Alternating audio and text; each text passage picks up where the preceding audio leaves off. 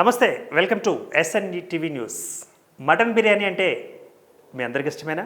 Chicken biryani గురించి ఇక్కడ ప్రస్తావన లేదులేండి. ప్రస్తుతానికి మటన్ బిర్యానీ గురించి మాత్రమే.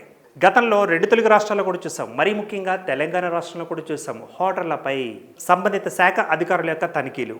ఆ తనిఖీల్లో భారీగా కుళ్ళిపోయిన మాంసం కానీ, పాడే స్థితిలో ఉన్న మాంసం కానీ, అదేవిధంగా దానికి రంగులు వేసి ప్రిజర్వేటివ్స్ ఏవైతే ఉన్నాయో ఆ కలర్స్, అంటే నిషిద్ధమైన కలర్స్ వాడుతున్న ఆ యొక్క ఆహార పదార్థాలను పట్టివేత, ఈ భారీ ఎత్తులో ఇదంతా జరిగింది. హైదరాబాద్లో మనం చూసాం. రైట్.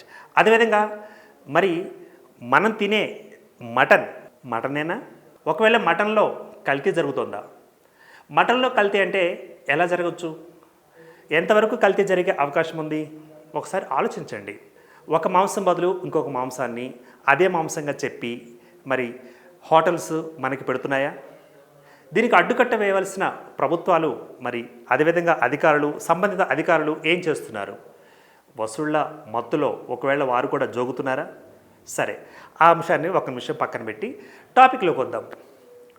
రాజస్థాన్ నుంచి 90 బాక్సులలో, అంటే దాదాపు 4500 కేజీల కుక్క మాంసాన్ని బెంగళూరు నగరానికి ట్రాన్స్పోర్ట్ చేస్తూ ఉంటే దాన్ని యశ్వంత్పూర్ రైల్వే స్టేషన్లో పట్టుకున్నారట. 4500 కేజీల కుక్క మాంసం అనగానే కుక్క అత్యంత విశ్వాసమైనది. మన ఇళ్ళల్లో కూడా కుక్కలు ఉంటాయి. ఇక మటన్ని చూసే చూపు కుక్కల మీద చూడాలా? సరే, కొన్ని దేశాల్లో మటన్కి బదులుగా కుక్క మాంసాన్ని కూడా తింటాయి అన్న విషయం మనకు తెలిసిందే. సో కొరియా కానీ ఇతర రాష్ట్రాల్లో కానీ కుక్క మాంసాన్ని కూడా వాళ్ళు తింటారన్న విషయం మనకు తెలిసిందే. రైట్. మాంసాహార ప్రియులు అనగానే మనకి నాన్ వెజిటేరియన్స్ ప్రతి ఆదివారం కానీ లేకపోతే వీకెండ్స్లో కానీ మనం కేజీల కొద్దీ మనం కొనుగోలు చేస్తూ ఉంటాం. ఈ మాంసం అన్నది ఒకవేళ కుక్క మాంసం అయితే ఏంటి పరిస్థితి? ఇది కేవలం ఈ వీడియోను వైరల్ చేయడం మాత్రమే మేము చేస్తున్న పని కాదు. జరిగిన యథార్థ ఘటన. 90 బాక్సులలో 4500 కేజీల కుక్క మాంసాన్ని బెంగళూరు నగరానికి ట్రాన్స్పోర్ట్ చేస్తున్నారు. సో ఈ విషయాన్ని అక్కడి అధికారులు, అంటే రైల్వే స్టేషన్కి సంబంధించిన పోలీసులు పట్టుకోవడం జరిగింది. సో మొత్తానికి ఏం జరుగుతోంది? కుక్క మాంసాన్ని మటన్గా అక్కడ హోటల్స్లో వండి వార్చుతున్నారట. సో మాంసాహార ప్రియులు లొట్టలు వేసుకుంటూ తింటున్నారట. మరి వాళ్ళు తింటుంది మటనా లేదా కుక్క మాంసం అన్నది తేల్చుకోలేని పరిస్థితి. మనకి ఎదురుగా మసాలాలు ఉంటాయి కాబట్టి గుమాయించే దట్టమైన మసాలాలు వేస్తూ ఉంటే అసలు మనం తింటుంది అది కాదా అన్న అనుమానం కూడా రాదు. ఇక కొన్ని హోటల్స్లో మనం చూస్తూ ఉంటాం లైట్ క్యాండిల్స్.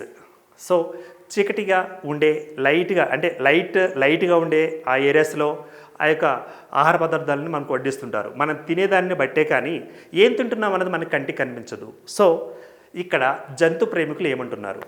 కుక్కల్ని మటన్కి బదులుగా మరి అక్కడ వాడుతున్నారట. మరి ఆ రాష్ట్ర ప్రభుత్వాలు ఏం చేస్తున్నాయి?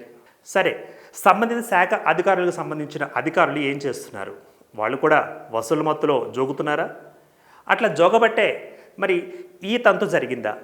ఇది నిన్న మొన్న జరిగిన ఘటనగా మనం తీసుకున్నట్లయితే వెలుగులోకి రాకుండా ఉన్నన్ని రోజుల్లో మరి తిన్నది కుక్క మాంసమా మటనా అంటూ అక్కడి ప్రజలు, అక్కడి సిటిజన్స్ ఆందోళన వ్యక్తం చేస్తున్నారు. సో హై ప్రోటీన్ గురించి మనం వెళ్ళి మాంసాహారం తింటున్నాం అనుకుంటే, కానీ మనం తింటుంది ఇంకోటి అయితే ఎలాంటి పరిస్థితులు ఏర్పడతాయి చూడండి.